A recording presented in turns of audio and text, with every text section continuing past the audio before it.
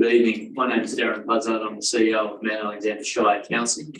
If you're not already aware, the reason why the mayoral chair is currently vacant and I am commencing this meeting will become evident to you in the next few moments. But I first acknowledge that we are meeting on Jara country, of which the members and elders of the Jara community and their forebears have been custodians for many centuries and have performed age-old ceremonies of celebration, initiation and renewal. We acknowledge their living culture and their unique role in the life of this region. And just for all to know, the council meetings are audio and video recorded and they are made available to the public via electronic media, including YouTube. All councillors are present and therefore we have no apologies or leaves of absence. Councillors, do we have any declarations of interest and conflicts of interest on the agenda tonight? No, councillors, thank you. So that brings us to the matter that I am here to deal with first of all, which is the mayoral term. And under section 26(3) of the Act, before there can be the election of the mayor, a council must determine by resolution whether the mayor is to be elected for 1 or 2 years as a term. In accordance with the Act, where council does not otherwise nominate a term of office for the mayor, the mayoral term is for 1 year. But in accordance with section 9.5 of the Governance Rules 2020, should council choose to establish the role of deputy mayor, then that will be done so for the same period as the mayoral term. So councillors, seeking a motion from you in relation to the period of the next term for mayor. Mr. CEO, I'll move council elects the mayor and the deputy mayor for 1 year term. Thank you, Councillor Maltby. Do I have a second then? Councillor Cordy. All those in favour? Unanimous, thank you.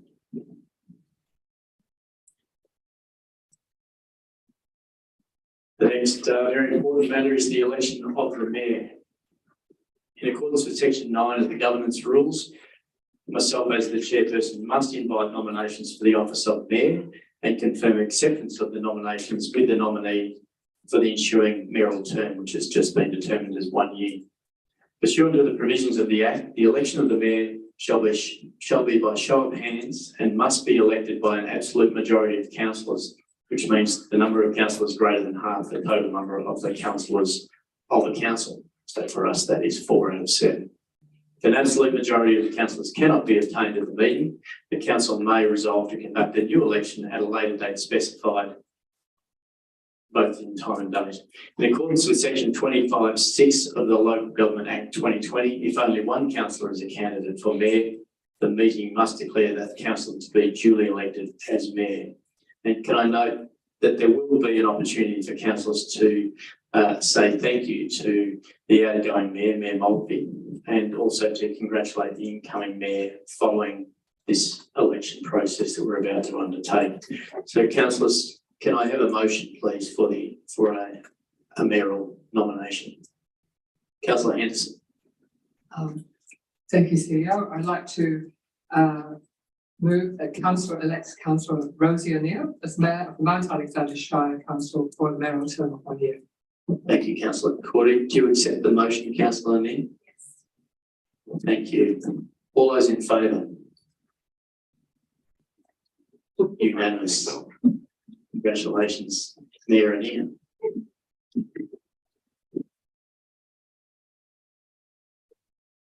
So we are going to now pause for a moment for an opportunity for Mayor O'Neill to put on the robes and to have a photograph. We've got some family here, I understand, so we'll just have a short break for that.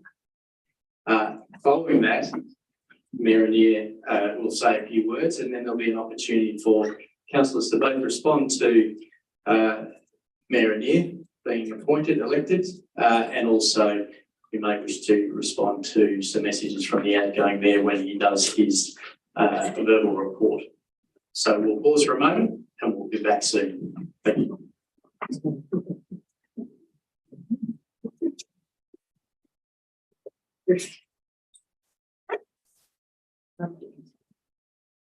If you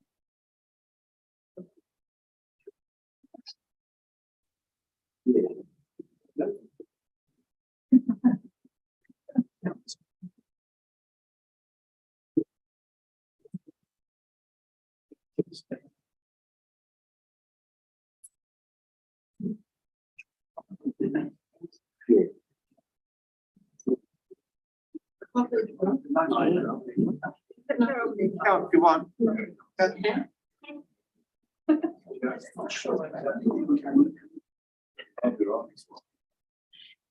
Come on. Be nice, and you get Bill in the photo as well. If you go, absolutely.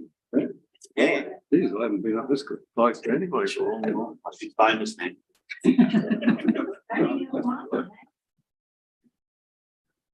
Yeah.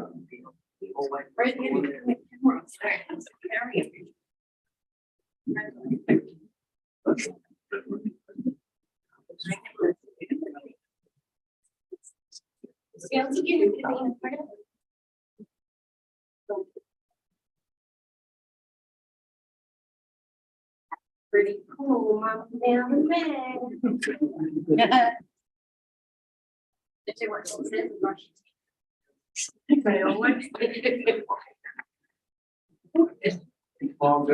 Take it while you can get it.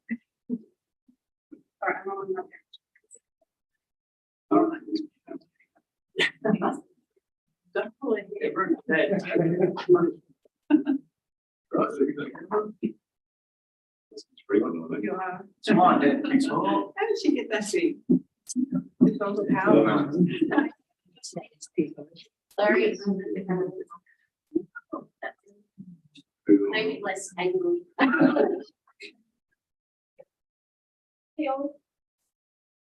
Thanks. Beautiful.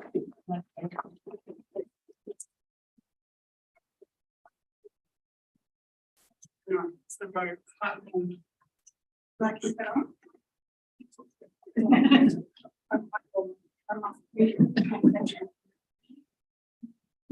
Sorry. Sorry, I'm not.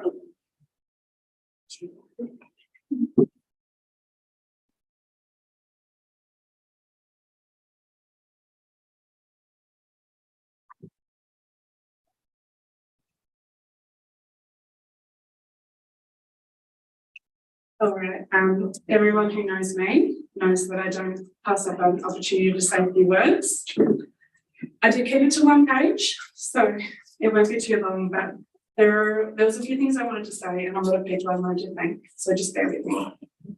So first, thank you everyone. It is such a huge honour for me to be elected Mayor of Mount Alexander Shire Council today. It was not that long ago, in late 2019, that I was going through one of the hardest times of my life, and I felt pretty hopeless. But things shift and change as they do, and 2020 was a year of great healing and great hope for me. I ran for council 2 years ago for two reasons. One, because I wanted people to know that anyone could do it, that you didn't need to be anything other than what you are to have your voice heard. And two, because I wanted to give back to the community that had held me at my best and worst, that I've called home for almost my entire life. I've done some really dumb stuff in my life, especially as a teenager, but I'm proud to say that the community service, representation and advocacy that I'm able to provide as a councillor is helping me make amends for my less than glory days. Being a councillor is the strangest role I've ever undertaken, except for being a parent, of course. All that I've learned in the past 2 years, I will never be able to unlearn. It's been hard work getting to the point where I feel comfortable and competent as a councillor. A lot of that is thanks to the support of my fellow councillors, executive team, council staff, family, friends and community. And with that support, I will continue to work hard as I learn how to be the best mayor that I can be. It might look a little different on me. but I am a little different, so that's okay. Now more than ever, diversity and representation matters, and I am grateful for the opportunity to contribute to that diversity even a bit. There are a few thank yous that need to be said. First, to my amazing kids, Aurora and Odessa. Thank you for supporting me on this journey, for being understanding when I couldn't be around, for being patient when you had to come to meetings and events with me, for being kind when I was overwhelmed, and for always telling me I could do it even when I wasn't sure. You were right, I can do it, but not without you too.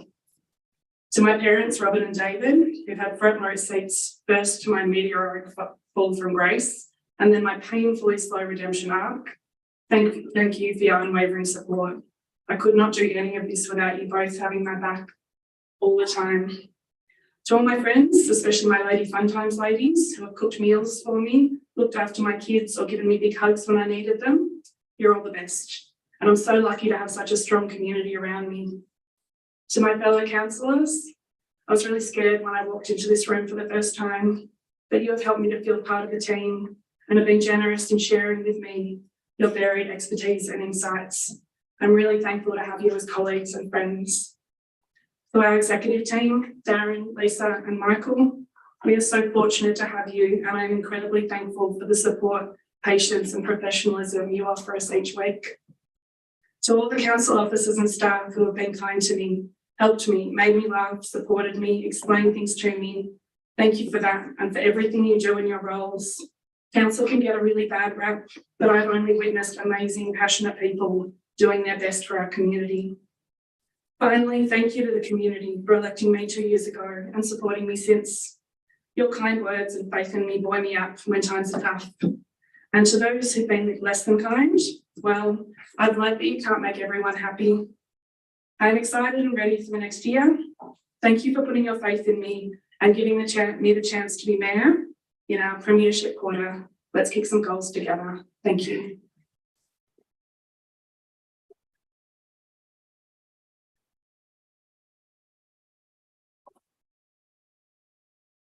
Would anyone like to make a comment? Councillor Driscoll? Yeah, so congratulations, Rosie. You started off nervous, like you said, but I think you've grown into it and you've become a lot more resilient from my perspective, from what I see, which I think is great because unfortunately not everyone is kind. I think you'll do a great job, and I know you'll be committed to this, and just want to reiterate again that you have my support and having all the councillors around you. You can go to a number of them if you have any issues at all, but you know, but you'll do a good job. Thank you. Councillor Henderson? Thank you, ma'am. It's really good to see you in the chair. I think we've broken with tradition. My time when we've had a mayor in place for 2 years, we cycled through, and that's a good thing, I think, for a change. And so it's great to see you in the chair now. I think it's just terrific. We've got someone under the age of 50, never mind 40, in the chair. I've been reading about young mayors, here and there, and all power to them. But in a country town where youth are usually leave to the cities and only creep back during their late 30s or 40s or whatever, we're really lucky to have you, especially with your life experience behind you. You've probably learned a whole lot of very important things, which some of us maybe even never get around to learning. And you're local, which doesn't have to be, but that's about plus as well. Our previous mayors have been this time, and it's good to have a woman back in the seat. So what else can I say? No, it's good. So congratulations, and I look forward to your leadership in the next year. Thank you.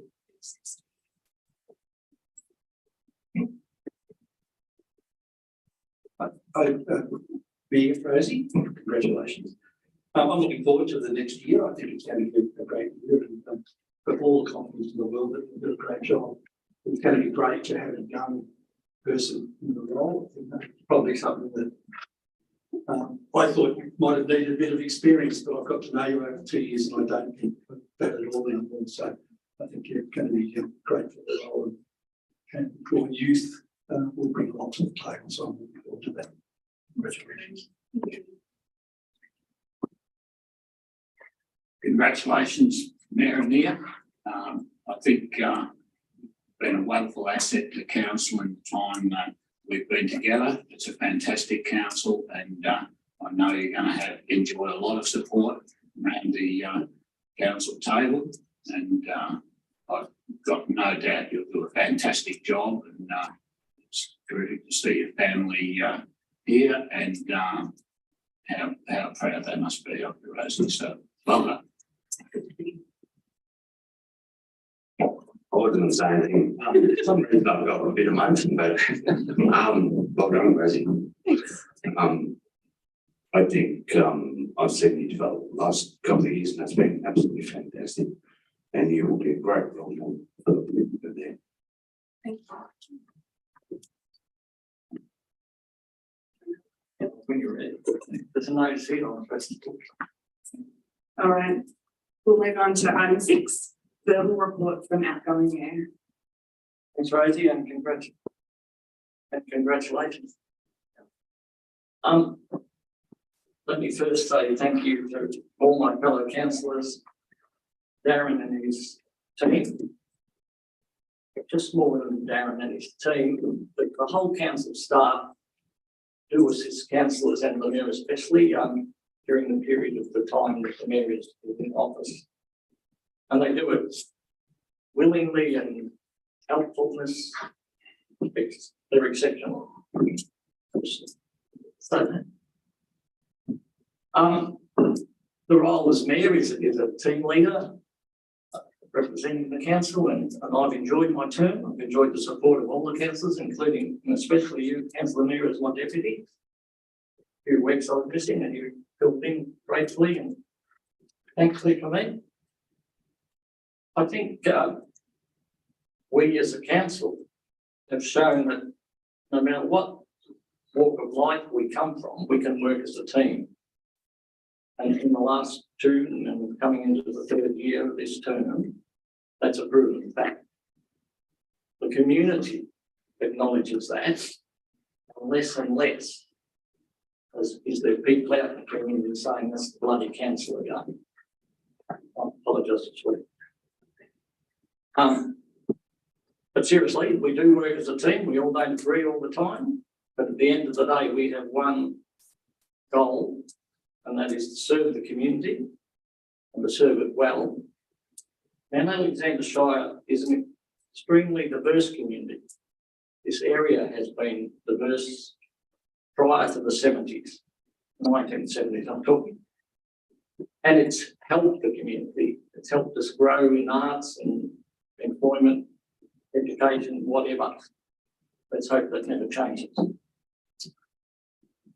And age is not an issue. You'll do the job well, and we will support you. Thank you. And could I just express my thanks and appreciation to the outgoing Mayor Maltby. Bill's experience in the role gave me a real opportunity for learning. So thanks, Bill. I look forward to continuing to work with you as I step into this new role, and I look forward to working with all of you and us supporting each other as we already do. Would anyone else like to congratulate Mayor Maltby on his term as mayor? Councillor Driscoll. Thanks, Mayor. I just want to say, Councillor Maltby, that's Mayor, did a great job in my opinion. Had a few rocky weeks there when you were a little bit ill, Bill, but it's great that you've come good, and I just want to thank you for your leadership to us this year. Us too. Thanks. I'm not as emotional, Bill, but you've been a good leader last year. Obviously, I think you summed it up that we certainly had different people around the table, and we've all engaged respectfully and we've got through things, and I think that's a testament to your leadership. So thanks very much last year. Mayor, just wanted to add, But Bill, congratulations, it has been a good year, there's been some tough times in that year, got through that and come through smiling and well, which is great, so no, just been a good year, well done. Well done, Council. I'd just like to congratulate Bill on a fabulous year as mayor. It was pretty tough going there when your health wasn't good, but anyway, you've come through that and you're in better shape now, so that's certainly good news. But you know, I was thinking about this earlier today, and you know, in the last 12 months, we've hopefully been coming out of COVID, but it's still sort of bubbling away in the community, and we've got a lot of freedom in recent times that we haven't had for a while, and we certainly don't want to go back to the lockdowns we had. But I think you've done a fantastic job, Bill, and appreciate it really. Well, that's been that about. What can I say? People say, well done, Bill. Thanks for your leadership. And yeah, good to see you in good health again. It's great. All right, we'll move on to item 7, election of deputy mayor. Council may also choose to appoint a deputy mayor in accordance with section 20A of the Act. In accordance with section 9.5 of the Governance Rules 2020, such election must follow the same process as that applied to the election of the mayor. Pursuant to the provisions of the Act, the election of the deputy mayor shall be by show of hands and must be elected by an absolute majority of councillors, which means the number of councillors which is greater than half the total number of the councillors of a council. If the absolute majority of the councillors cannot be obtained at the meeting, the council may resolve to conduct a new election at a later specified time and date. In accordance with section 25(6) of the Local Government Act 2020, if only one councillor is a candidate for deputy mayor, the meeting must declare that councillor to be duly elected as deputy mayor. There will be an opportunity for councillors to thank the outgoing deputy mayor and congratulate the incoming deputy mayor after the election. Councillors, do I have a motion? Councillor Maltby. Madam Mayor. I'm pleased to nominate Councillor Driscoll. Councillor Driscoll, do you accept the nomination? Yes. Do I have a seconder?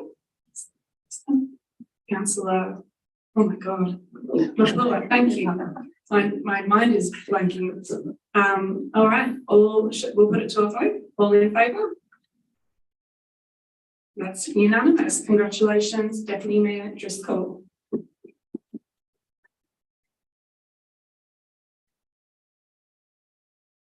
you like to say something? Yes, thanks, Mayor.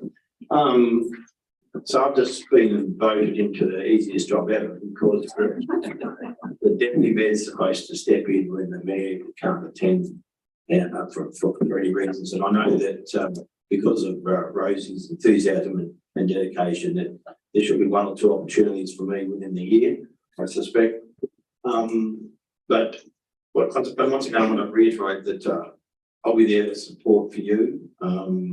We've grown closer over the last couple of years. Yeah, so I think we chat well, and I think we'll continue to do that. So thank you. And also, once again, I just want to thank people who voted me in a couple of years ago. Doing my best I can. And want to thank fellow councillors because you've been great support to me and all other councillors around the table, in my opinion. Thank you. And Councillor Driscoll, I would just like to say I agree with you. I think we have a really strong relationship now, and I find it very easy to talk to you. I think you'll find yourself more than a couple of times because I am quite good at delegating. But I would just like to say I really look forward to working closely with you, and I think we're going to make a great team. So I really look forward to that. Would any other councillor like to say anything to Deputy Mayor Driscoll? Good luck.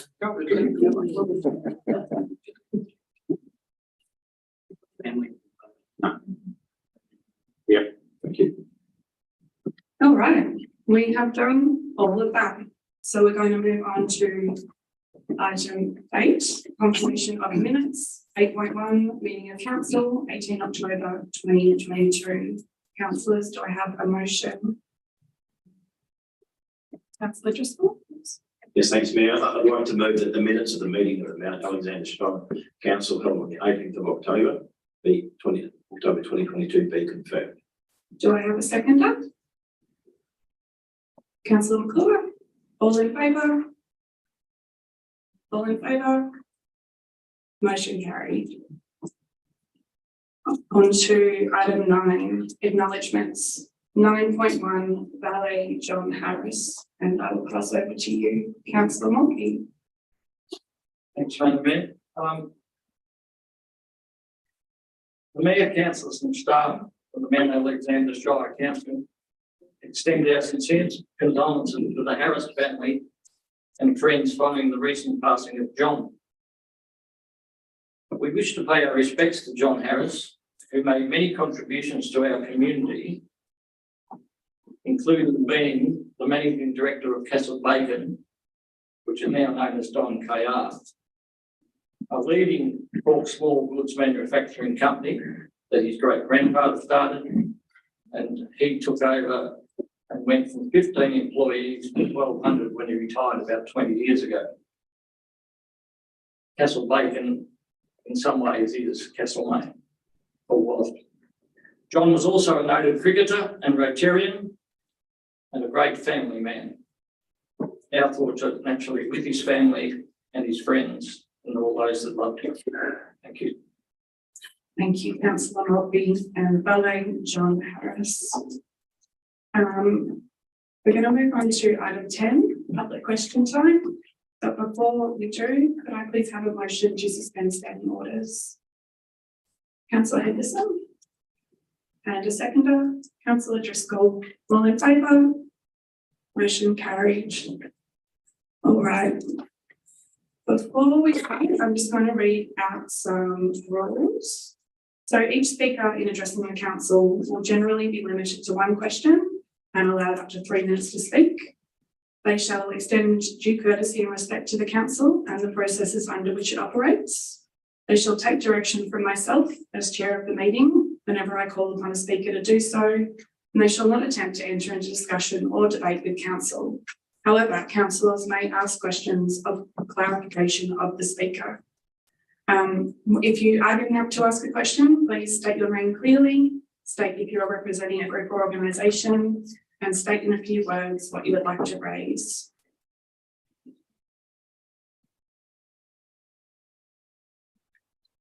So far we have one public question that has been sent in, and it will be being read for us by Councillor Cordy. Thanks for that, Mayor Anea. This question is from Kim Stinton, and I'll just read the thing. Hopefully I'll get it done within 3 minutes. I'd like to submit questions, please, for council meeting scheduled for 15th November 2022. But first, let me give you some information for the reasoning of my questions.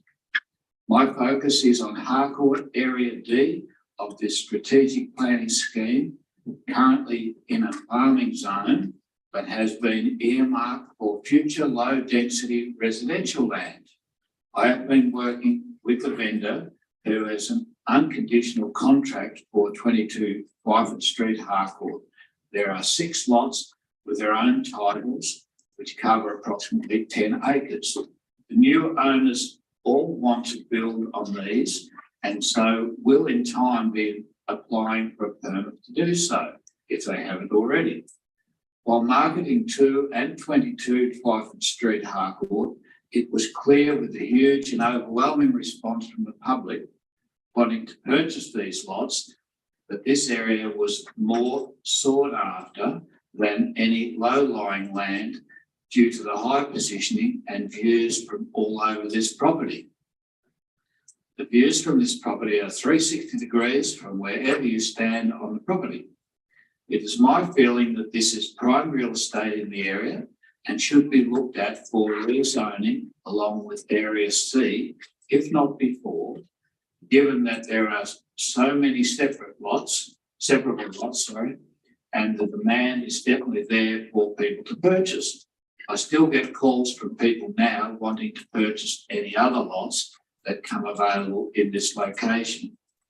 So my questions are, would the council consider including Area D with Area C, or even before it or rezoning, given the location and already separable lots? If not, then what would be the process and timeline for changing the rezoning for Area D, please? Given that these lots are already titled and could produce more revenue for the council with additional rates, I feel it is worth consideration sooner rather than later. Thank you, Councillor Cordy, and thank you, Kim Stinton, for your question. Director Anea, do you have a response? Thank you, Mayor Anea. So thank you, Kim Stinton, for your two questions. In response to the first question, I'd like to share that the current planning scheme amendment, which is under preparation, does not include the rezoning of areas C and D into a residential zone. We're seeking to finalise the current amendment under preparation, which is focused on areas A and B, before undertaking any further amendment. In specific relation to areas D and C, a review of these areas would require the assessment of a number of factors, including population growth rates, the capacity to provide the required infrastructure, including sewer, and analysis of land supply and demand, and other technical work that would demonstrate the strategic justification for advancing the rezoning. And in relation to the second question that was posed today, as mentioned, a strategic justification would be required to inform the rezoning of land and ultimately the approval of a planning scheme amendment, which sits under the Minister of Planning's responsibilities and authority. The planning scheme amendment process could be led by council or led by a proponent themselves. For council, we will be reviewing the need to instigate a further planning scheme amendment on the completion of the current amendment under preparation, and as well as after the next Shire-wide residential supply and demand assessment that will help inform the requirement for further reason. Thank you, Mayor. Thank you, Director Anea. And I would like to just point out again that Michael and I are in no way related. It is just a coincidence that we share a surname. Thank you. Are there any questions from the gallery?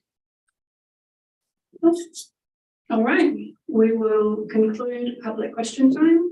Can I have a motion to resume standing orders? Councillor Morphy, seconded. Councillor Cordy, all in favour? Motion carried. On to item 11, petitions and letters. We have nil. Item 12, committee reports. We have nil. Item 13, officer reports. 13.1, community. 13.1.1, adoption of Campbell's Creek Recreation Reserve Master Plan, outcomes from community consultation. I will pass over to Councillor McClure to introduce this item. Thank you, Mayor. I'm pleased to introduce this item. I've had a bit to do with it, and I like to do with the reserve over a lot of years. I'm pleased to see this development. This report presents the outcomes from the recent community consultation on the draft Campbell's Creek Recreation Reserve Master Plan and seeks council's adoption of this master plan. The concept plan was made available for wider community support and feedback throughout June 2022, which was generally well received and supported by residents and supporting stakeholders as well. Each group has provided a written statement outlining their views about the proposed master plan, and these are attached to this report. Additional wider community feedback was sought through a diverse communications plan, which included face-to-face social media, website-based surveys and information. Traditional media was also engaged and helped promote the project, with local print and radio extending the reach of the campaign. Feedback was sought to gauge the level of support for the various components within the concept plan, which included an upgraded netball court, new public toilet amenities, a pavilion upgrade, improved pathways, designated parking areas, additional passive recreational infrastructure, which include a half basketball court and disc golf playground improvements and playground improvements. A second vehicle entrance for the event use only, and additional spectator seating. With only 12 formal survey responses, whilst only 12 formal survey responses were received during the consultation period, analysis of statistics from Council Shape page indicated that there were 433 views across 342 unique visitors to the platform. This indicates that many interested community members visited and viewed the proposed master plan, however, did not proceed to providing written feedback. This could indicate their acceptance of the proposed recommendations and the upgrades within the draft master plan. An indicative cost for the staged implementation of the Campbells Creek Recreation Reserve Master Plan has also been developed, which estimates $7,217,815 funding would be required to deliver the proposed recommendations and improvements at the reserve. This estimate includes 5% per annum cost escalation and a 30% design and construction contingency allowance. No design amendments are proposed to the draft concept plan and has been put out to public consultation. So I'm pleased to move the recommendation before us that Council notes the feedback received through the community consultation process, adopts the Campbells Creek Recreation Reserve Master Plan as presented in attachment 13.1.1.1, and 3, notes the high priority projects within the Campbells Creek Recreation Reserve Master Plan will be included in future council budget processes and considered for external funding opportunities. Thank you, Councillor McClure. Is there a seconder? Councillor Maltby, is there any opposition? Councillor McClure, would you like to speak to your motion? Thank you, Mayor. As I said before, I'm pleased to support this. This has been around for a long period of time. I know that residents at Campbells Creek have been looking forward to some upgrades to the facilities for some period of time, for a great period of time. The Rotary Club that I'm involved with has probably been using the facility for 30 years, 38 years, I think, since our truck shows coming up. So we've used the facility for quite a few years, and it's an important facility for Castlemaine for major events. It's also an important facility for the general sporting activities for football, cricket, and netball. I know the netball people are keen to see new netball courts built, and which is priority number one. I think there's 3 stages proposed in the 3 phases proposed in the plan, and certainly the building of a new netball court is number 1 priority for this project, as are upgrades to the fitting down along the track. But I'm pleased to support this. I think it's a well worth project for the Shire. Councillor Maltby, would you like to speak? Thank you. Like Councillor McClure, I agree this is a very important piece of work to be done at Campbells Creek. It is a developing residential area around here, and it will encourage more people and to play sport as well as live in that vicinity. As a council in the next few years, we will also need to be starting to look at other developments for Campbells Creek, and I have mentioned it once or twice before, but certainly some commercial developments will follow on as we go. Any other councillor like to speak? Councillor Cordy. Hey, thanks, Mayor. Look, I think this master plan is a very important step. There's a fantastic opportunity at Campbells Creek Recreation Reserve, and while we don't have all the funds to do everything, what it enables us to do is basically a roadmap. We move forward with projects like the netball courts and the upgraded amenities in the first stages, but it means we've got a document that we can seek the additional funds that we need. So there's a fantastic opportunity there, and as Councillor Maltby mentioned, there's certainly a lot of residential growth in the area, and this is also worth noting that proximity of this facility to the schools, and it's a fantastic opportunity for the development. So it's great to see something happening there. Thank you. Would anyone else like to speak? Councillor Henderson. Just to keep my fellow councillors happy, I'll say something. As usual, it's a historical perspective.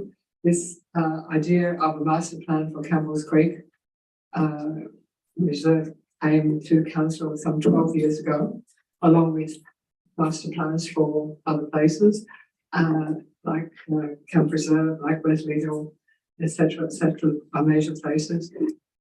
This one was seen to be the most difficult, the most improbable to ever get off the ground. And it's always been in the too high basket. And then suddenly, magically, it seems, the way that's been made plain, there has been fantastic communication with the committee that oversees the place on behalf of council, with the local community, with the users. Congratulations to our staff, I think, and to all parties who literally come to the table, talked about it, come up with, or with help of consultants, I'm sure, a very doable master plan with great priorities. Let's get the netball court and the public toilets built first, then move on to the pavilion, not a new one, just upgrade what's already there, and then etc. I think it'd be a fantastic resource, not just for the major users and their regular users, but the whole community. It's such a big place. It's so central there, out of town, but in town, in Campbell's Creek. And I'm really, really happy with this. Let's hope we get the money to do everything. Thank you. Councillor Driscoll. Thanks, Mayor. I used to live in Campbell's Creek for 10 years and I know the reserve well, and been a Rotarian truck show, been on that committee for 15 years or so. So it's definitely needs it. The girls' change, female changes, pretty much non-existent actually. So that's part of this that, you know, we've got to get the money yet, but it's hopefully we'll get that. But I think the master plan is great, and I think the consultation with the community is good too. So hopefully we'll be able to get this and move on forward fairly quickly. Thank you. Would any other councillor like to speak? Well, it's the only one who hasn't, but no, All right, we will put the motion. Councillor McClure, would you like a right of reply? No, I need to reiterate, I think Phil or Christine might have said that the work by staff or the team, Michael's team, with this community consultation has been exceptional. Well done on that. I think it's been a great example of how to do community consultation well. Karen Floyd and their team has done it. Steve Oliver later on. Yeah. And they've done a great job in putting this all together. So congratulations for that. All right, we'll put the item and put it to a vote. All in favour? That is unanimous. Motion passed.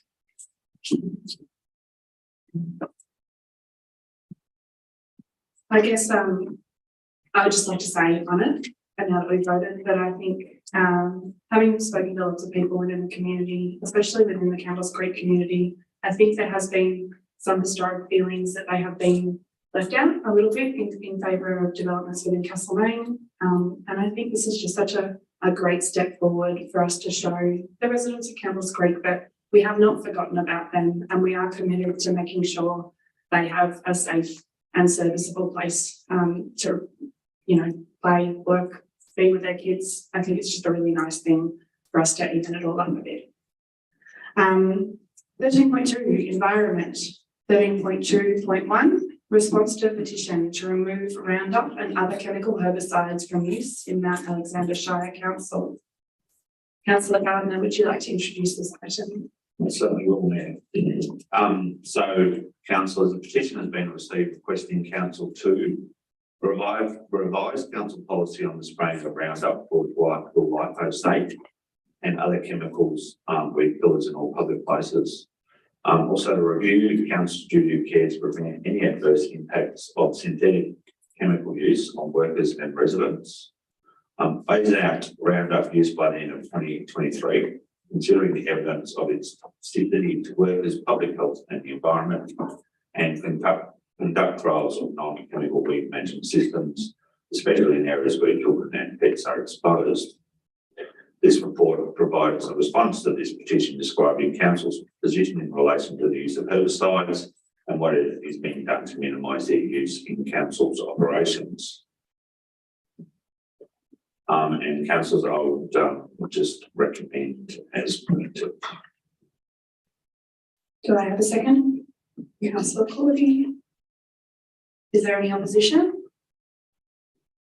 Councillor Gardner, would you like to speak to your motion? Sure.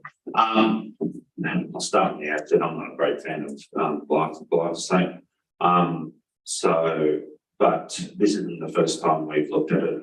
We had a petition in 2019 on a similar basis. And so that actually undertook and saw a review of the use of glyphosate back then. So what I can, and it's contained in the actual officer's report, from that, the glyphosate is currently used in children's playground areas and a number of public spaces. We obviously, the chemical is used when staff are using it, it's used in accordance with manufacturers' recommendations and obviously occupational health and safety rules and laws around its use. And I'm aware the council has been and will continue to trial other methods of controlling of weeds. And I think the most recent example, there was one using steam. And obviously the other preferred and best method is sort of revegetation of bushland. What's the word? Native vegetation. Unfortunately, though, Roundup is the most effective way of weed control, and it is still licensed by the Australian government, and so council will continue to use it in some areas where we have to, but we will continue to try to find other methods, and it's certainly not used around children and college spaces. Councillor Cordy, would you like to speak to the motion? Yeah, I'd just like to commend the staff that put the report together. It's very detailed and contains a lot of interesting material. Glyphosate is an important part of our broadacre cropping system that's designed to have minimum till cropping to look after the soil. And there's been discussion about the harmful effects of glyphosate, but it's still a legal product to be sold and used in Australia and controlled by government. And I'm sure our staff underuse it where they absolutely need to. So I just think it's unfortunate there's nothing better available, but there you go. That's the system we have. Thank you. Would any other councillor like to speak to the motion? Councillor Driscoll. Thanks, Mayor.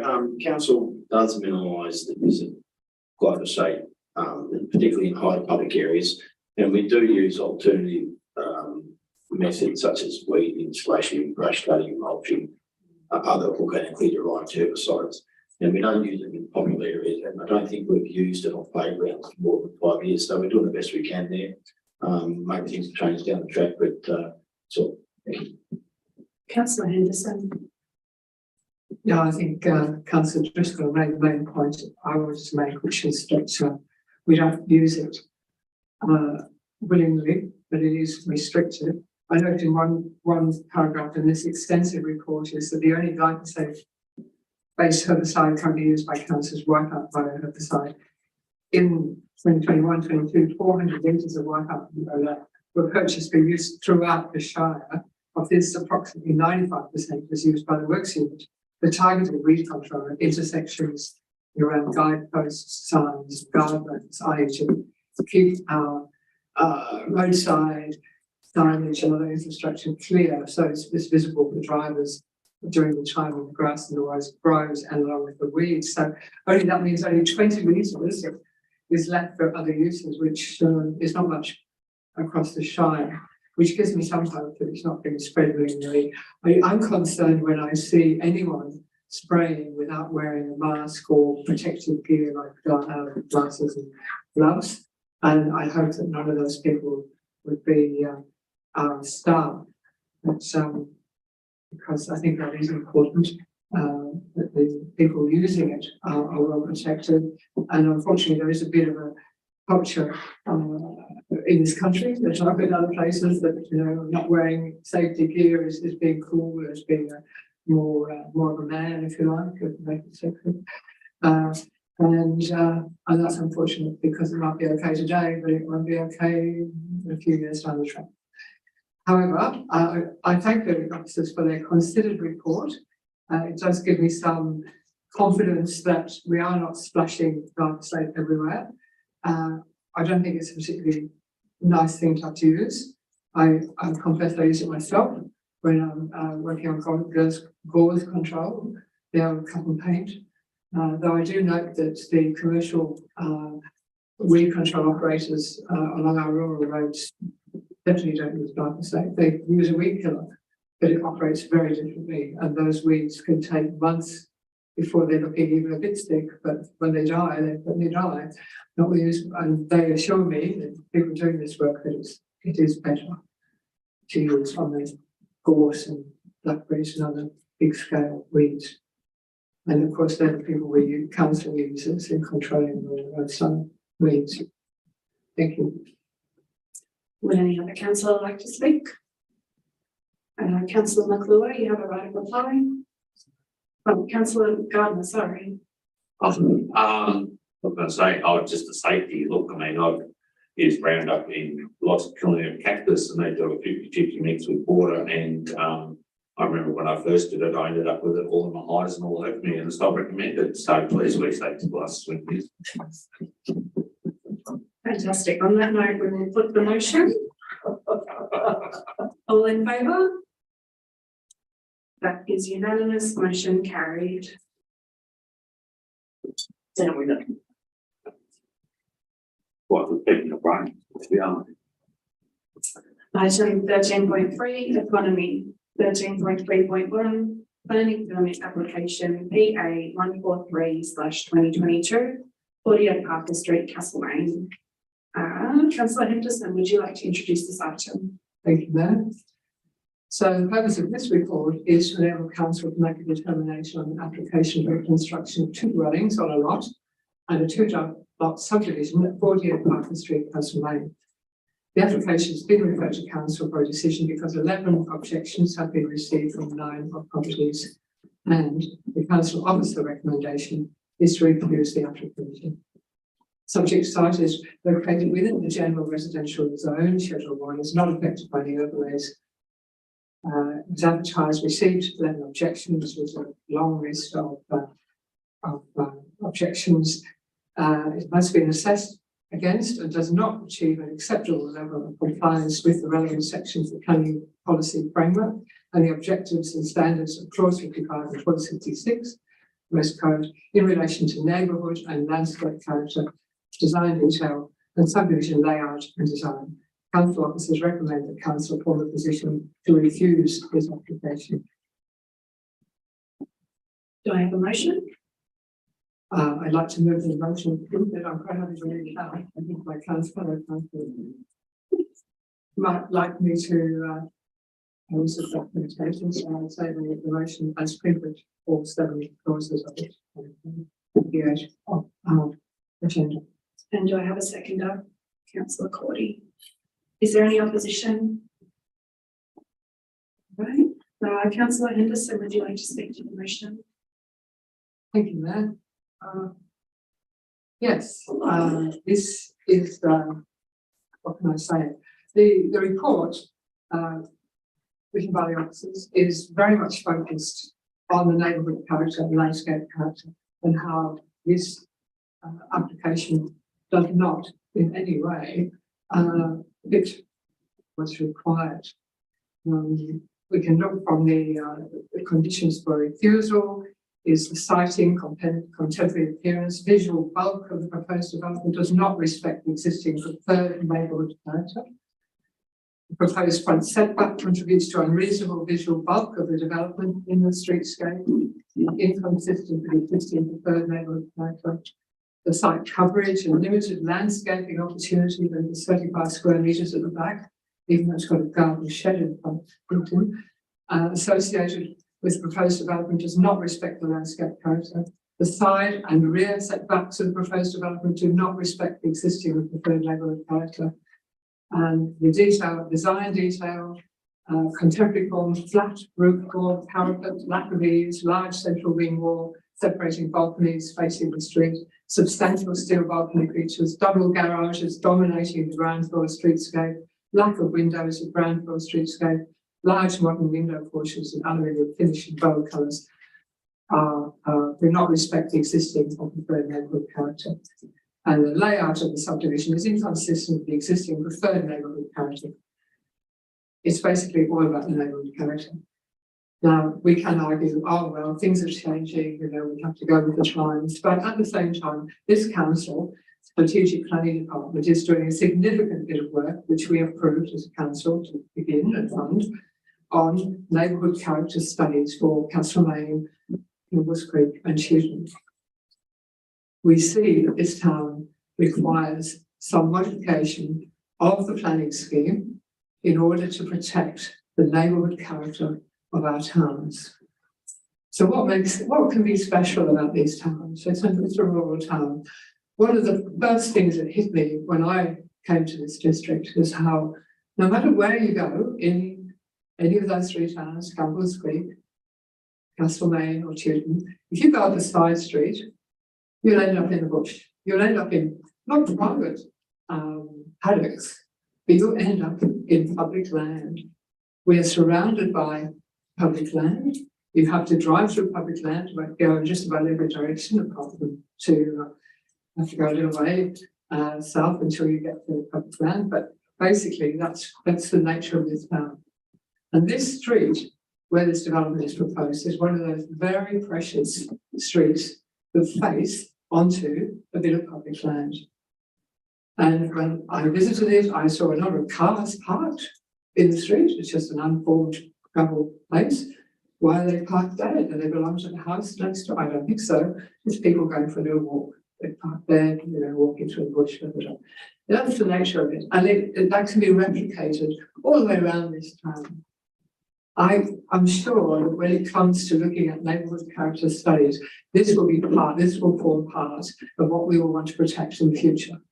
So I think that what we allow to be built in these streets is very important. I'm not saying we can't have densification, fair enough, but I think what is proposed with this big, bold, double garage, that's what you see, two of them, side by side in a semi-detached dwelling, two dwellings, one building, that takes up just about all of the block. It's totally inappropriate for that neighbourhood. It's not part of the neighbourhood character, and God help us if it ever is. So there is my case. Thank you. Councillor Cordy, would you like to speak? Thanks, Mayor. Look, a couple of things. In terms of this type of for a residential development, I thought the fact that we received 11 objections would, a residential setting that seemed pretty high. But also, I just noted that councillors received a very detailed briefing on this proposal, and professional staff have recommended refusal, and I'm happy to support them. Thank you. Councillor Maltby, would you like to speak to the motion? Excellent. Yes. Look, listen to councillor Henderson and councillor Corey there. The fact is, it's one dwelling in 30 or 40 houses. Yes, it's a modern dwelling, but you know what? 2 doors up is a modern dwelling.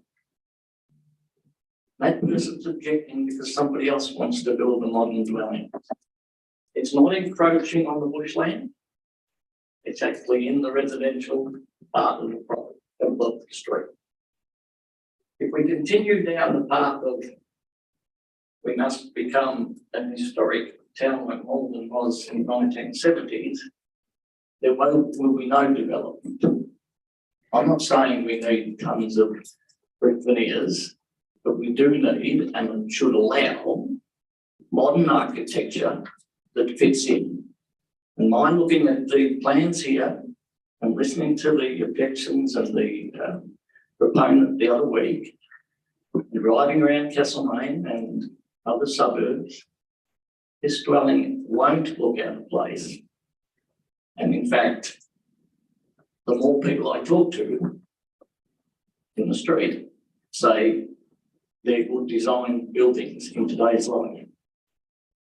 So, my opinion that it's not going to ruin the streetscape.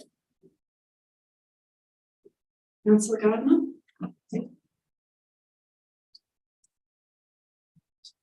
I'm against.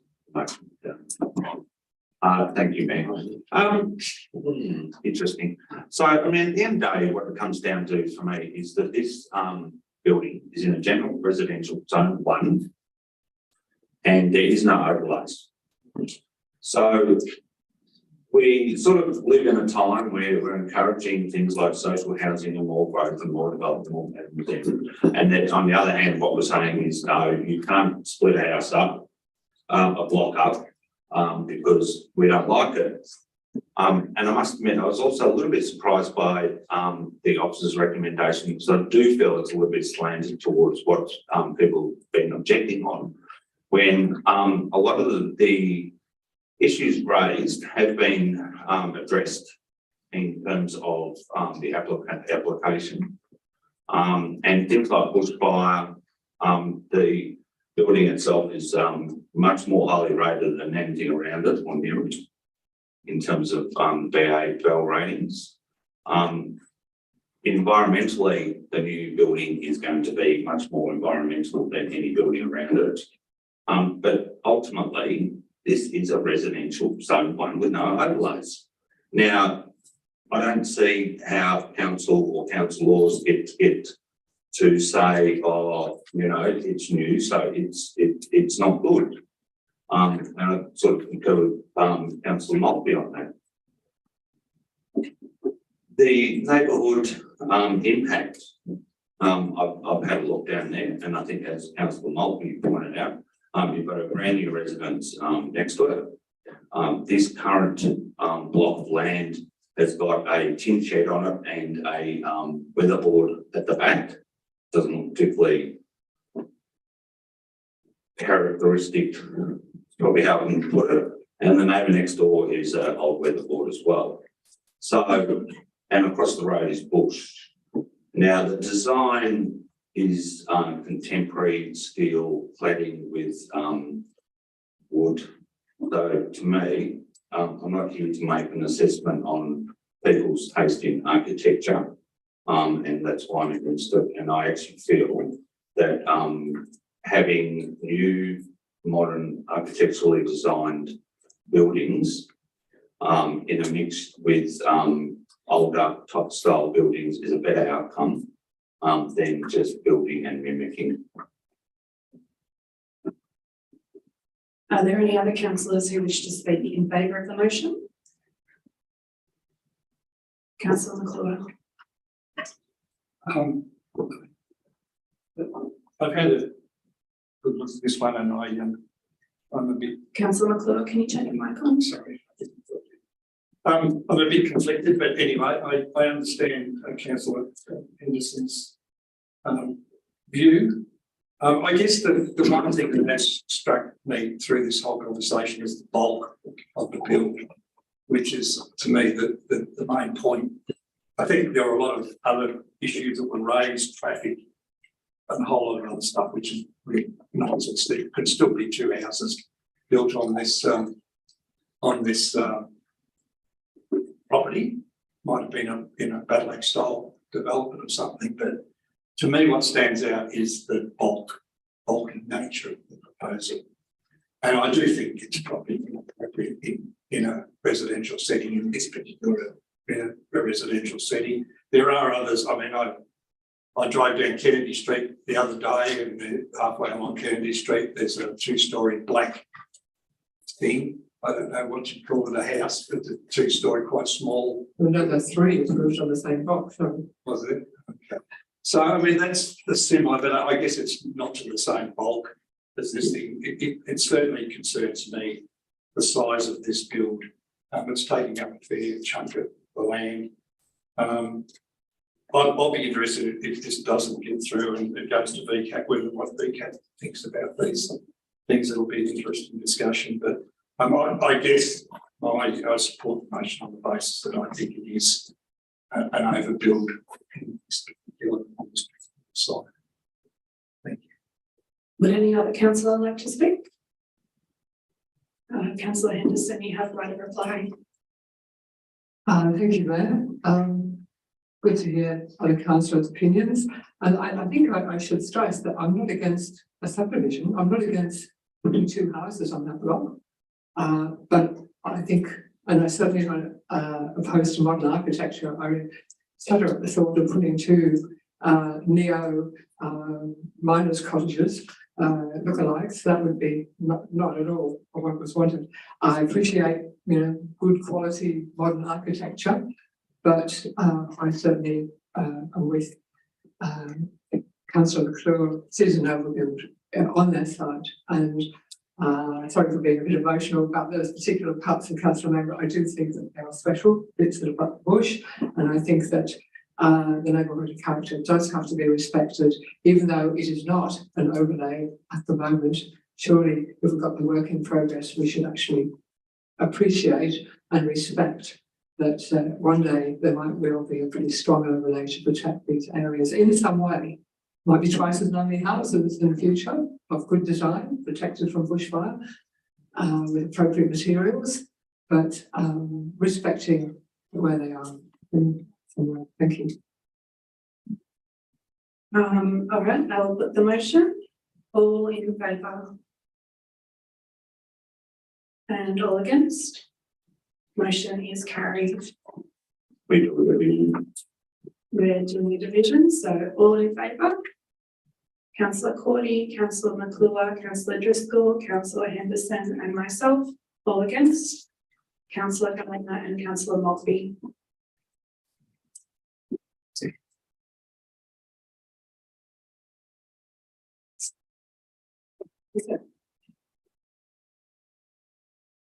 Right.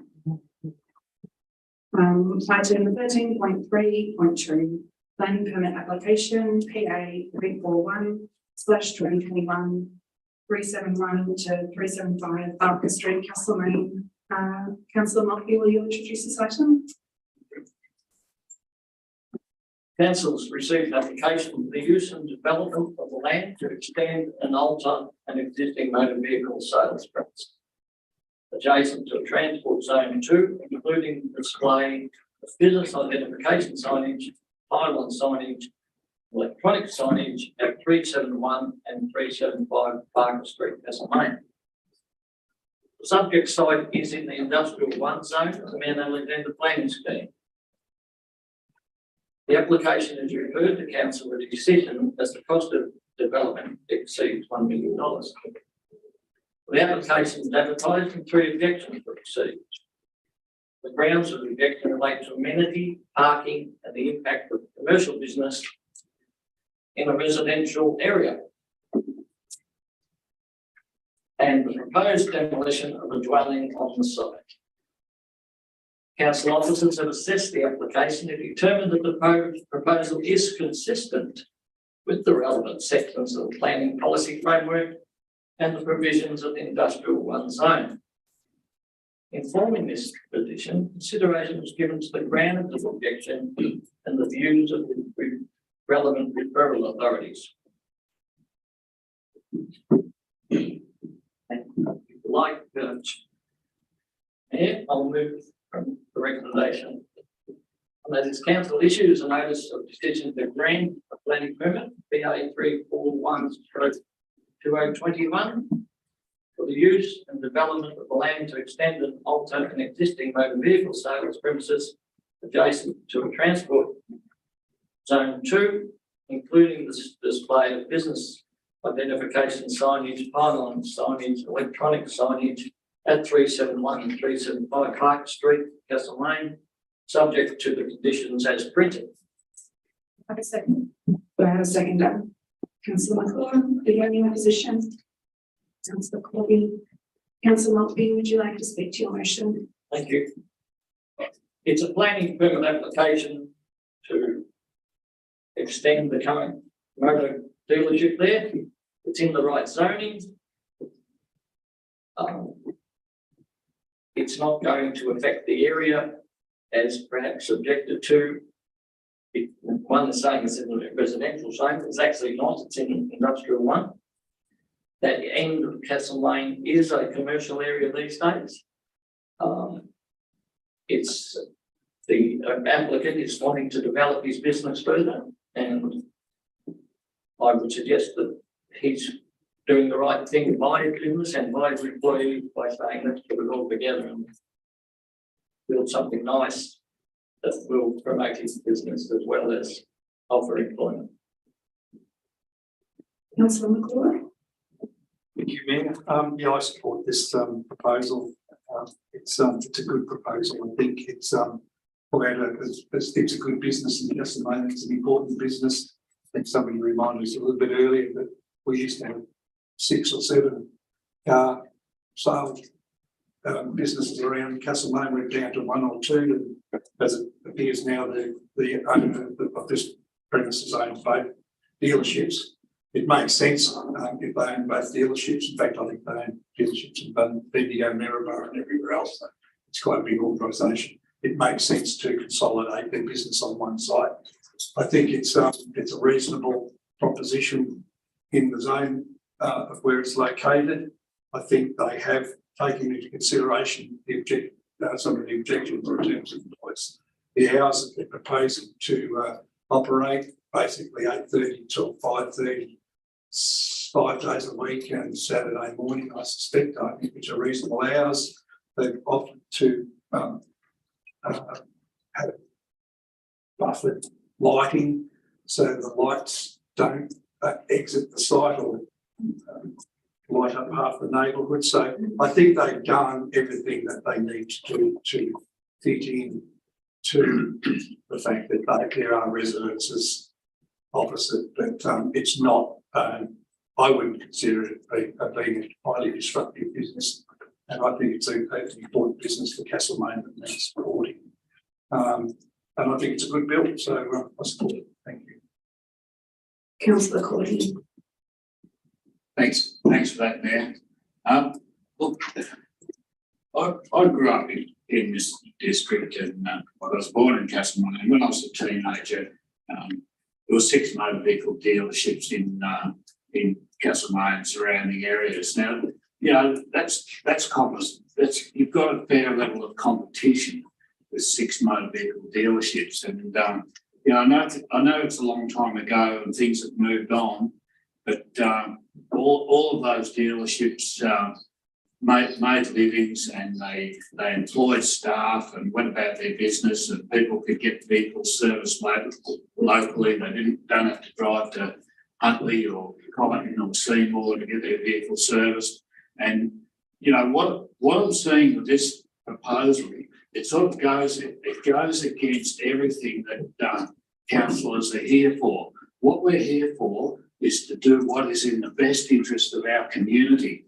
And for me, putting the 2 existing vehicle dealerships on one site is not in the best interest of our community. And in fact, Councillor Maltby mentioned the employees of the dealership. Well, I can tell you now, if you put the 2 dealerships on the one site, there'll be less employees. So, you know, there's going to be less people. Like what's the motive for putting them together? It'll mean you, rather than having two spare parts guys, you'll have one spare parts guy. Rather than having two sales manager, you end up having one. Rather than two guys detailing cars, you'll have one. So all those jobs lost, and the competition goes out of the marketplace. And you know, I just do not think it is the right outcome. The other thing that crossed my mind when I was thinking about this earlier today, if you look at the level of activity at the Mitsubishi side, and then you superimpose that level of activity onto the Toyota side, which is already a busy workplace, then, you know, this is the main road through Castlemaine, and you're just going to end up with a traffic nightmare there. So there's a few reasons I just do not see this is in the best interest of our community. Thank you. Would any other councillor like to speak to this item? Councillor Driscoll. Thanks, Mayor. I'm happy with the officer's recommendation. I just think it's fantastic that a business, quite a large business, is expanding in Castlemaine. I think that's great for the our community.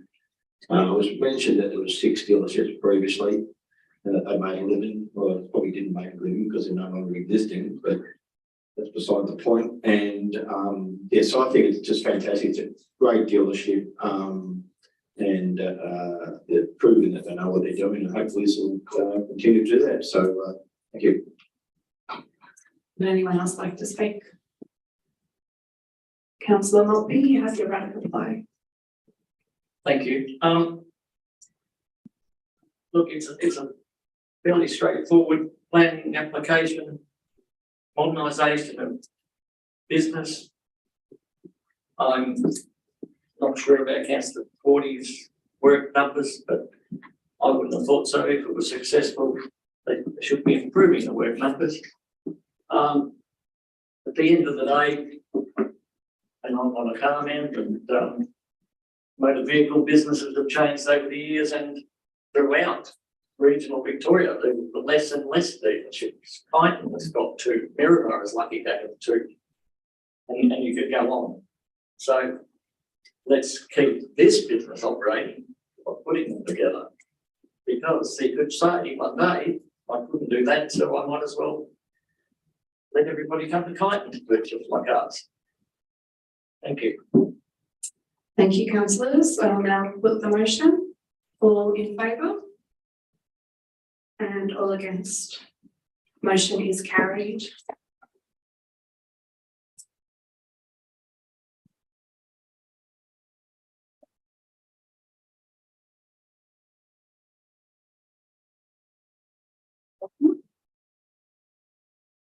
Item 13.3.3, purchase of second motor grader in 2022-2023 and commitment to purchase Flowcon in 2023-2024. Councillor Gardiner, would you like to introduce this item, please? Yes, I will. Thank you, Mayor. So councillors, this is basically to purchase some equipment. Council made a plan replacement program identified 1 grader and 1 road sealing patching truck for replacement in the 22-23 financial year, and 1 grader in the 23-24 financial year. Selected quotes were sought for the procurement of 1 grader and the road sealing patching truck in the 22-23 financial year from a pre-approved panel of heavy plant and machinery suppliers as part of the contract with the National Procurement Network Incorporated MAB procurement. Due to lead time in plan provision, quotes were also requested as an option to supply 1 grader in the 23-24 financial year. The report has been prepared for the purpose of seeking approval to adjust the planned replacement schedule, and in doing so, bring forward the purchase of 1 grader from 23-24 financial year and push back the delivery of the road sealing truck into the 23-24 financial year. And councillors, I would recommend that we support the officer's recommendation as printed. Do I have a seconder? Councillor Maltby, is there any opposition? No. Councillor Gardner, would you like to speak to your motion?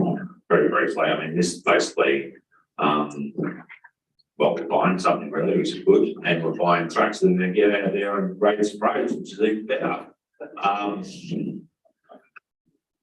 I think, you have to acknowledge though, obviously, the team involved in this, I mean, buying major equipment has been quite difficult, particularly with the impacts of COVID. So they have certainly looked at this and come up with a way, and not only are we going to get it within the budget and cost, yeah, it's going to be good. I'm looking forward to seeing the new grader on the road. Councillor Maltby. Thanks, Madam Mayor. Councillor Gardner's right. It's very good forward planning by the staff to purchase the vehicles and to actually plan that we can fund them next year as well. In this current climate of financial activity and supply and demand, good work like this is the way that we should be moving, and certainly the staff have done that job. Does any other councillor wish to speak? Councillor Henderson. The only question is, will we actually get the grader in the time we think we're going to get it? We will. Oh, Well, good. apparently. It's sitting on the shelf, waiting to be picked up. Truly. We'll fill you in later. Does anyone else wish to speak to this item? Councillor Gardner, you have a right of reply. Absolutely. All right, Building road model. I will put the motion. All in favour? It is unanimous. Motion carried.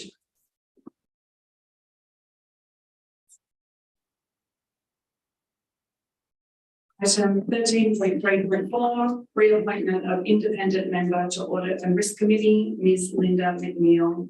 Councillor Driscoll, will you introduce this item, please? Yes, Mayor, thank you.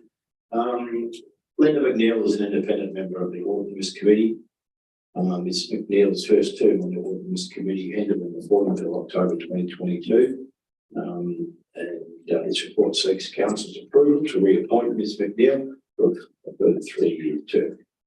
I'd also like to move that Council appoints Ms. Linda McNeil to the Audit and Risk Committee for a second term for the period of 15th of October 2022 to the 14th of October 2025. Do I have a motion?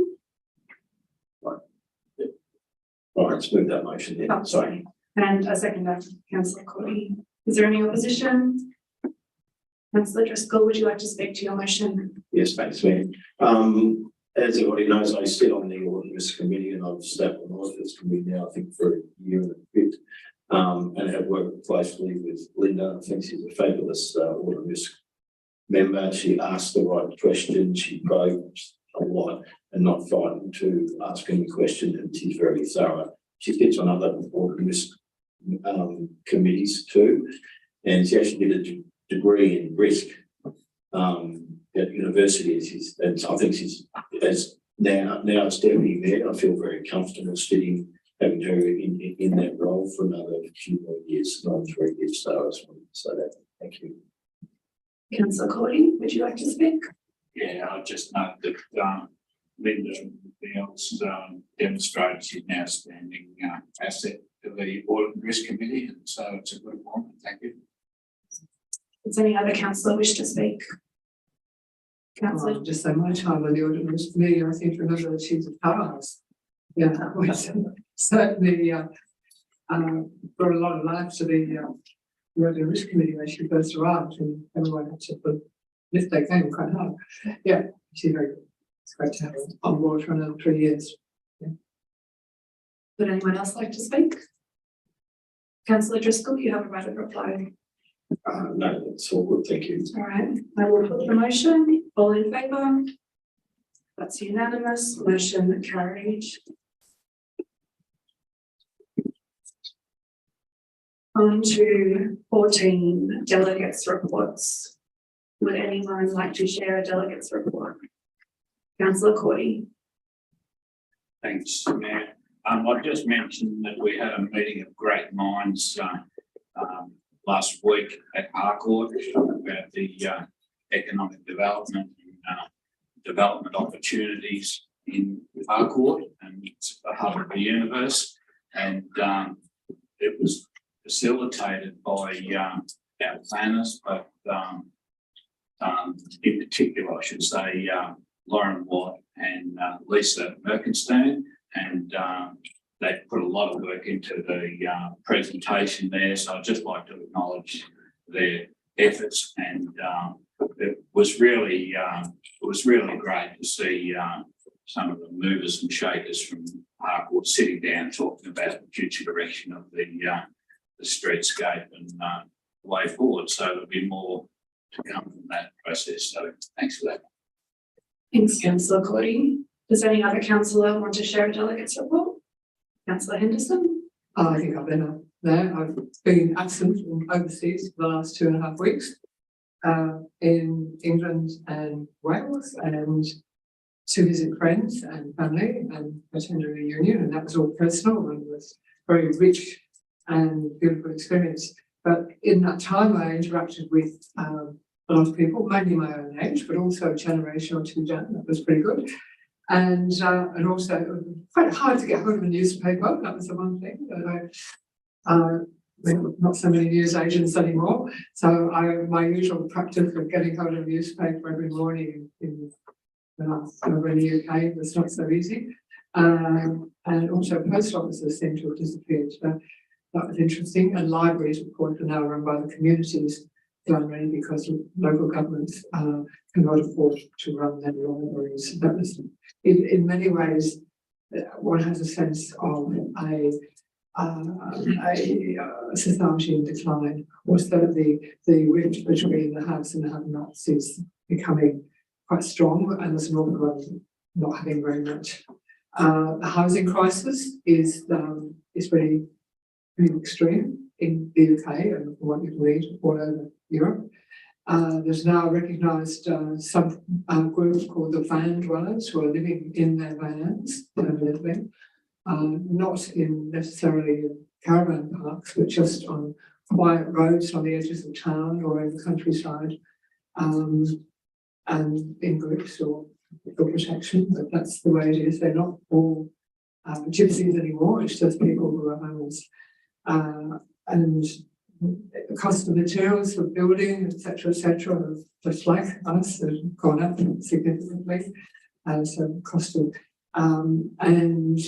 cost of living, of course, is much increased. The big concern at the moment when I was leaving, when it was unseasonably warm, just as it's unseasonably cold here, was that the forthcoming, the winter that's approaching, and winter is coming, not just in Game of Thrones, was the expected doubling of energy costs over winter in an environment where energy costs are already a significant fraction of the household income. Everyone has central heating in middle class England, but no one has it on all the time. Everyone turns it on for a minimum time in the morning and a minimum time in the evening, and mostly the houses are very cold. The precaution of taking some very warm clothes for mornings and evenings in very large houses. So things like public spaces that were being provided for poorer people to go to get warm over winter, last winter, and now the charities and the public organisations that have been running these places are now faced with the prospect of not being able to fund the heating required for these places. And so that resource provided for those who can't afford to heat their own homes will no longer be there. So it is indeed for more than half the population a deep concern. It's not a. I was very glad to get on the plane and come home. And not that I'm saying everything's rosy here, but I think we have to count our blessings. But be aware that there's some serious times ahead for our society and our culture. Thank you. Thank you, Councillor Henderson, and we're really happy to have you back. Thank you. I've done it. Does any other councillor wish to share in support? I'll go back on. I was actually going to say something, I wasn't, but I will. Go on. Yeah, why not? Welcome back. Mine's not as exciting as yours, just that. So, I suppose I'll just think reflecting upon that, a bit of a reminder, that COVID isn't over. My household sort of been, although there's no technical rules, you can actually do it live, really. Isolating for the last 2 weeks, I had COVID, and then my wife got COVID. Fortunately, the symptoms really wasn't as bad as first round. But I think also one of the things I've noticed, and I'm encouraging the community out there, that people may wear masks and may still be fearful of catching COVID, and they might have personal reasons for that. And I think we just need to be mindful of the community to respect people's rights and reasons for that, and be non-judgmental. There is still obviously more vulnerable members of our community who are wary and don't want to catch COVID. So I just wanted to put that out there. And I suppose I've got it, and it's probably in Malden, it's become locally known as a little Malden COVID laughter. My wife organised it every year. She does a fundraiser for the Mark McGrath Foundation at Melbourne Cup, and there's been about 10 people who got COVID from it. So there you go. Be safe. Thank you, councillor Gardner. Does anyone else wish to speak to a delegate's report?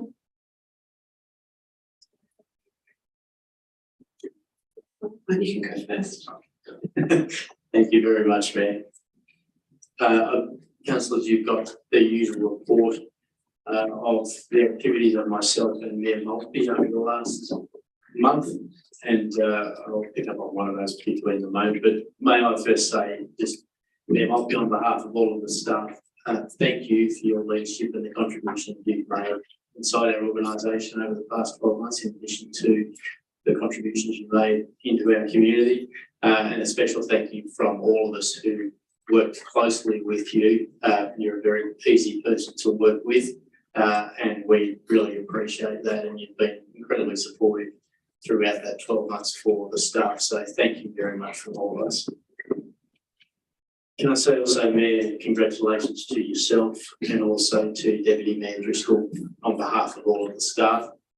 Really looking forward to working with the two of you in your new roles as well. We already enjoy great relationships, we all know that, but really looking forward to supporting both of you in your new roles around the table. So congratulations to both of you also on behalf of the staff.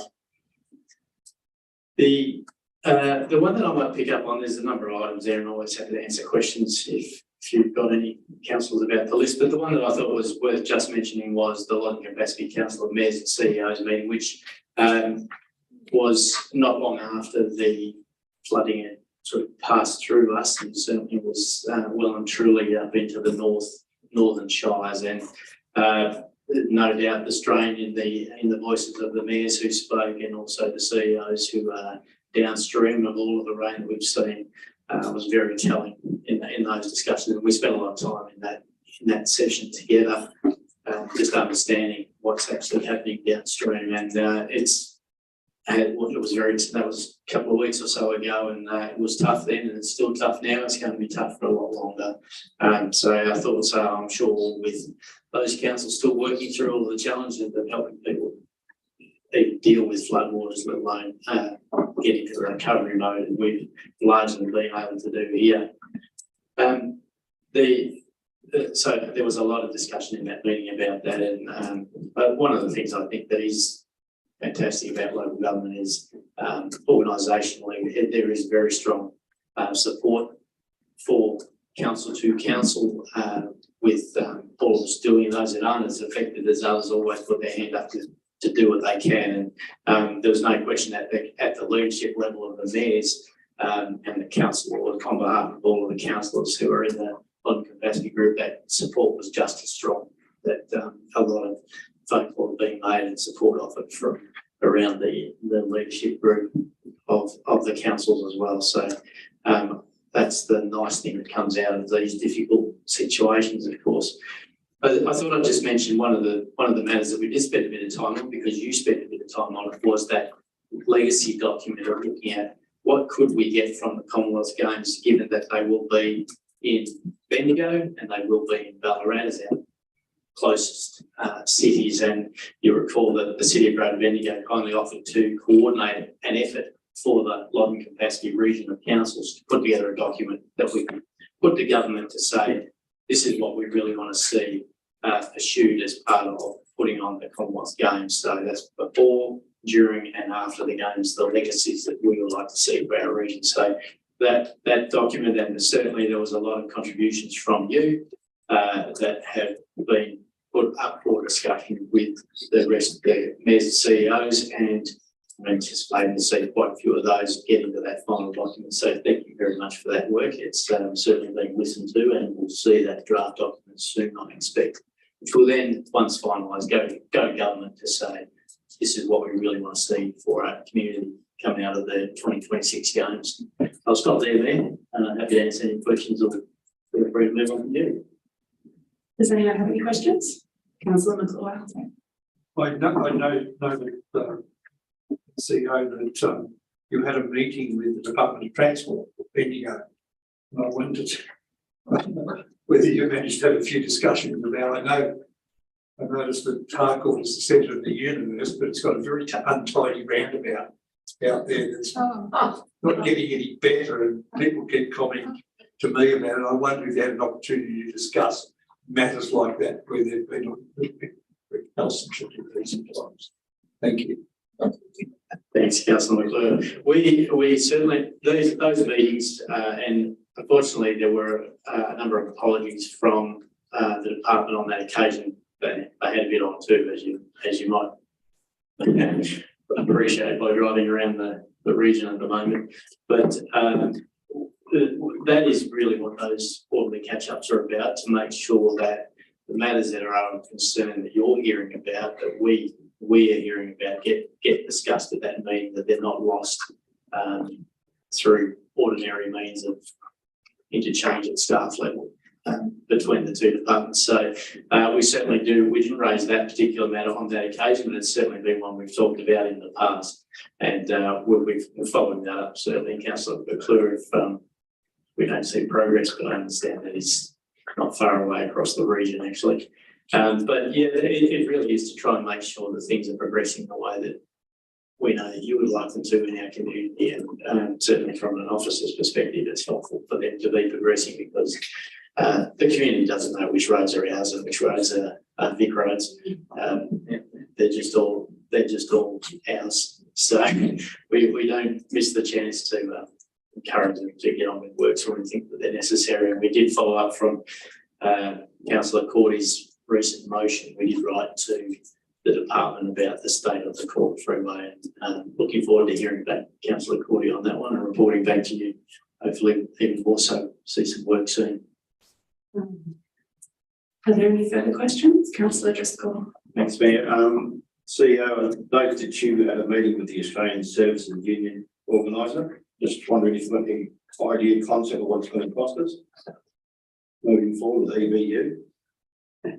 The EBA? EBA, sorry. No, we are locked into a 4-year enterprise bargaining agreement at the moment, and we're only about a year and a half or so into that from memory. Thereabouts 1.5 to 2 years into that agreement. So no, that's a matter for the future. But what I can say is that's we have great relations. That's the Australian Services Union is certainly the dominant union representation in the organisation of those who choose to be represented by a union. That's the dominant one, and we and they make a great effort to have a really positive relationship. And Billy King, who's mentioned there, is someone who we've been working with for a long time and have a very good relationship that tries to make sure that things get fixed as easily as possible for everybody. Are there any further questions for the CEO? All right, I'll do me then. So there's a couple that I'd like to talk about. One of them, I don't actually remember what it was. Not last week, the week before. Yeah, 2 weeks ago, I snuck out from school between kind of cooking classes, and was fortunate enough to be able to attend the launch of the Bonjel exhibit at the Market Building. A number of us were in attendance. It was very, very well attended. It started as these things often do, with an amazing welcome to country by Uncle Rick and a man playing the didgeridoo. It was probably the most moving welcome to country I've heard him do. And I think part of it was that you could feel the didge coming through the floor into your feet. It was very powerful.